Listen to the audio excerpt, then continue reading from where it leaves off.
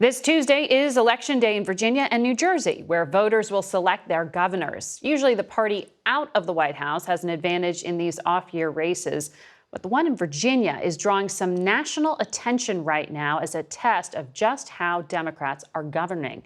CBS News senior White House and political correspondent Ed O'Keefe is here to help us break it down. So, Ed, we don't normally cover governor's races, but this one has taken on outside importance in the political world. Why is this mid-sized southern state so important? In essence, it sets the table for next year.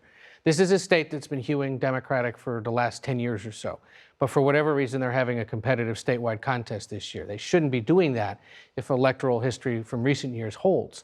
But it seems to be for a few different reasons. One, you have a popular, apparently well-liked Republican contender who has managed to make this about something other than Donald Trump. A local issue of concern, education, and specifically parental control of education, all stemming from a debate answer that his Democratic opponent, the former trying to be future governor Terry McAuliffe, made in a debate recently where he said, "I don't think parents should have control of what goes on in the classroom." In essence, trying to explain away a bill he had vetoed years ago, but the Youngkin campaign seized on this and said, "What do you mean you don't want parents to be in charge after years of mass mandates and virtual schooling and all these debates about social policy and about what's being taught in school?" So it could signal that local issue, finding one, plus the growing unpopularity of the president, could be enough for certain Republicans in states where maybe they haven't done as well recently to pull it off. And it'll signal to the rest of the party, this is how you can win in the post-Trump era. Those emotional issues, Absolutely. Always good to galvanize people. One of the things, though, that I think is interesting is to see current and former presidents out there campaigning in Virginia. And President Biden went out and helped Terry McAuliffe, the Democratic candidate, even though McAuliffe said basically that Biden's creating problems for him, headwinds, and that he's unpopular. Right. I mean, and Biden won the state by 10 points last year, but his numbers sit now in the 40s.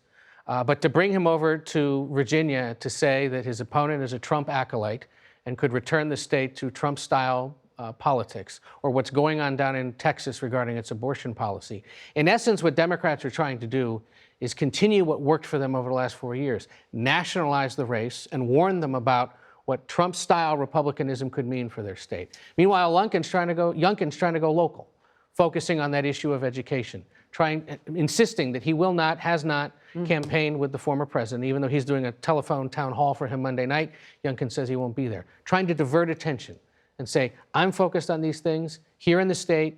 We'll do this on my own. What's interesting there for Democrats, though, is that they're not making an affirmative argument of here's what you get when we govern. They're saying that's what you might get if we're not governing. Well, that's what frustrates McAuliffe so much. I mean, he told me as much. He said the lack of action in Washington doesn't help me make the case that government can do things for people. So if they would only just pass this legislation they've been spending months on, it would help me make the point. Do you buy that argument?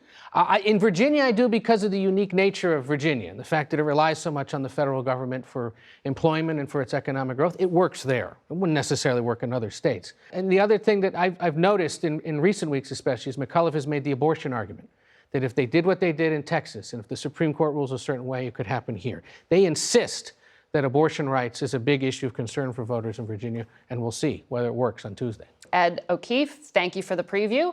And all of you can watch Ed and our political team on Tuesday evening on our digital network, CBSN. They will be broadcasting the election results. We'll be right back.